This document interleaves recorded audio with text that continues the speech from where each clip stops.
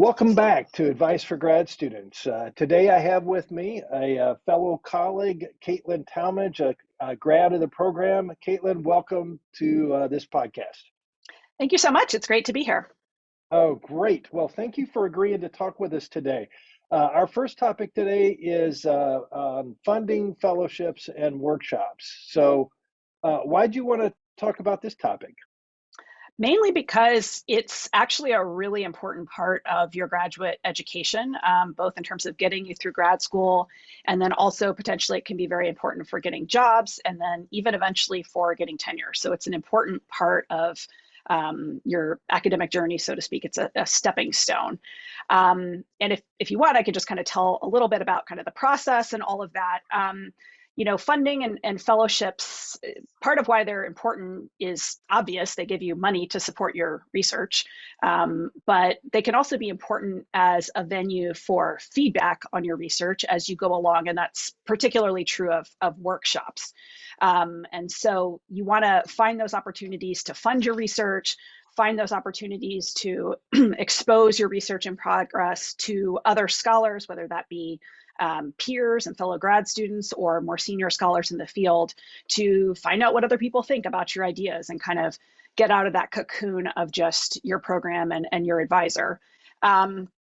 Beyond the substantive contribution that they can make to your research in terms of funding field work or funding trips to presidential libraries or funding your project, grants and fellowships and workshops and so forth are also something that you can put on your CV. They're a mark of quality because they're a competitive process wherein you're submitting your ideas to a committee or another scholar, and you're selected for it. And so it's not like it's the only thing that would be on your CV, but as a young enterprising grad student, showing that you've expanded a little bit beyond your program already, maybe you've been selected for a grant, that's a gold star for you. That's a good thing to be able to show. And so I typically recommend that, in a person's area of study, they seek out, either through talking to other grad students, talking to advisors, the different sorts of funding opportunities or workshops that might be there. And you might be surprised how many niche workshop areas there are.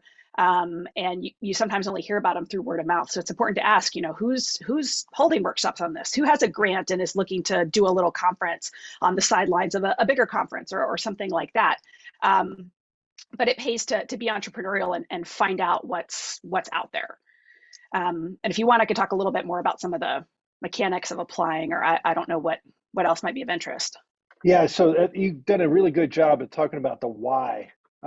Let's get in a little bit more of the how for a grad student, how to go about doing this. So as I said, the first important thing is just knowing what actually is out there. And probably most grad students know about the big conferences. And I think we're going to do a separate session on conferences, like ISA and APSA. But as I said, you do want to put some effort into just figuring out, like, what are the grants in my area? What types of funders are interested in the type of work that I'm doing? And you can do that by talking to people. You can also do that with a little bit of CV research for scholars that you admire. So go look up the CVs of scholars who are working in your area, because usually people will list all of their funders, including the funding that they had as grad students. And so, that little bit of detective work can make you aware of what's out there, because you can't apply for things that you aren't aware of. When you actually have your list of what you want to apply for, the next thing is to start researching and actually figure out when these things are due, because the funding cycles, they can run all different times of the year. It's not, there's not any predictability. The deadline could be July 1st. It could be April 15th. It could be, December 1st. And the thing to keep in mind with these applications is you have to really plan ahead, usually, to be successful of them. That's a little bit less true with the workshops. Workshops can tend to run on shorter timeframes, but definitely for funding and for fellowships, often you're applying for things that you wouldn't even get for another year.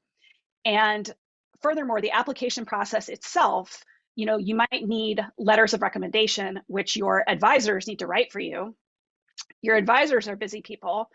And in order to write a good letter supporting your project that you're seeking funding for, you have to actually have made enough progress on your project to give your advisor some material to read, whether that's a prospectus or that's a chapter or whatnot. That will vary from advisor to advisor, but your advisor can write you the strongest letter when the advisor has time to write the letter, and write the letter based on their materials of yours that they have read, which you have also given them enough time to read.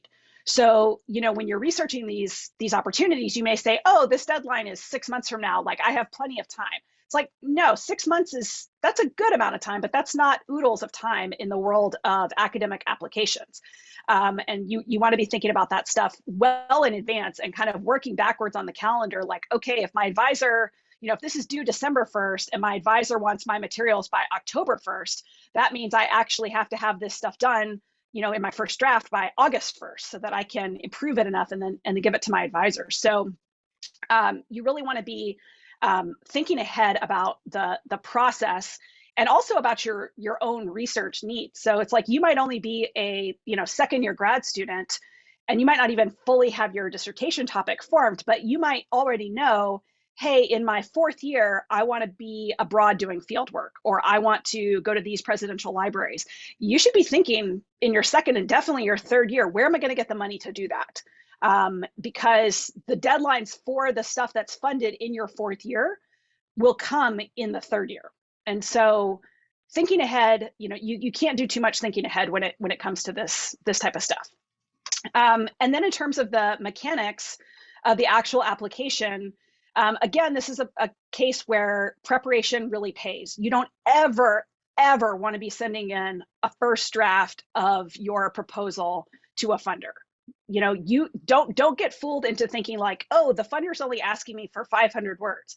The funder's only asking me for 1,000 words. I will just write this up and send it in. No, do not do that.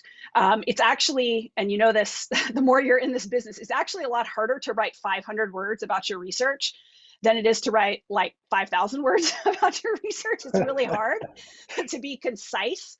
And so you should expect that, even though, and perhaps in fact, because these applications often want a very small summary of your research, that you will be doing multiple drafts. You will be showing your drafts of your proposal to your, definitely to your friends in grad school. They should look over it. I mean, even now, like, I don't submit, any type of grant or proposal without having colleagues look at it.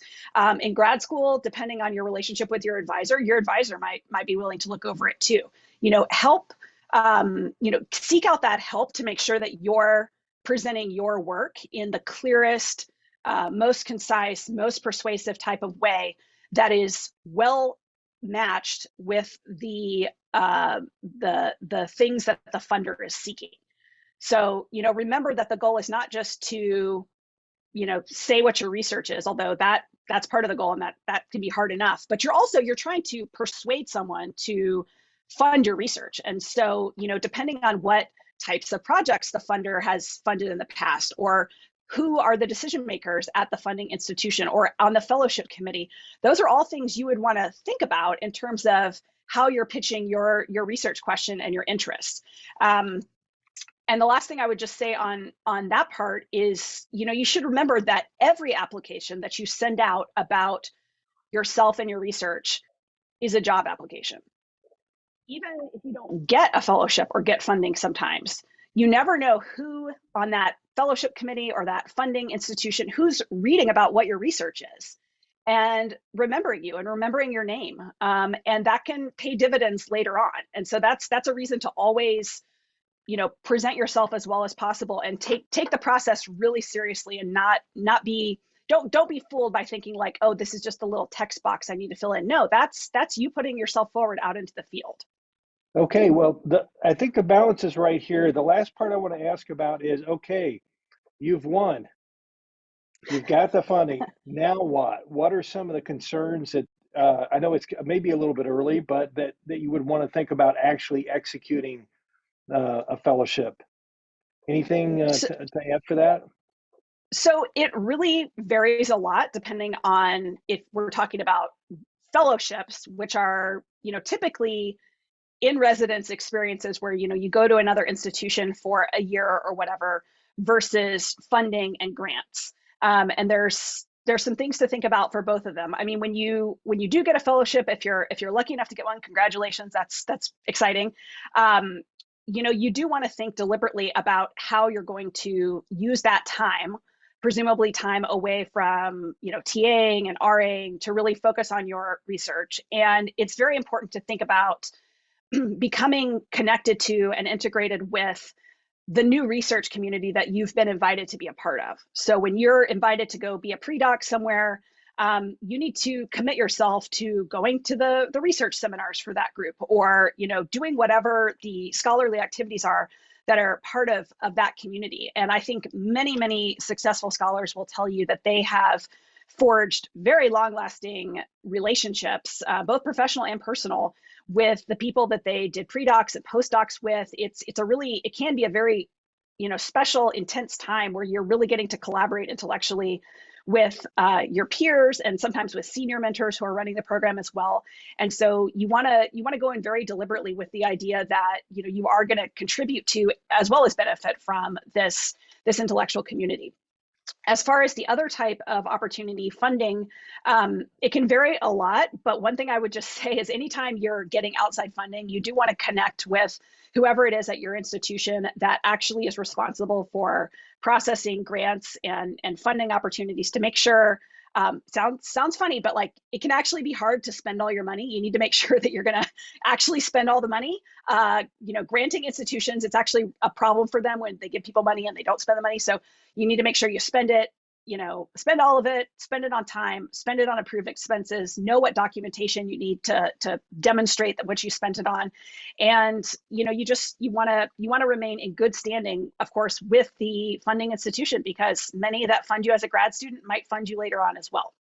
All right. Well, that's great. Well, that's all the time we have today on this great topic. Caitlin, thank you so much for joining us today for advice for grad students. Great. My pleasure. Thanks, Phil.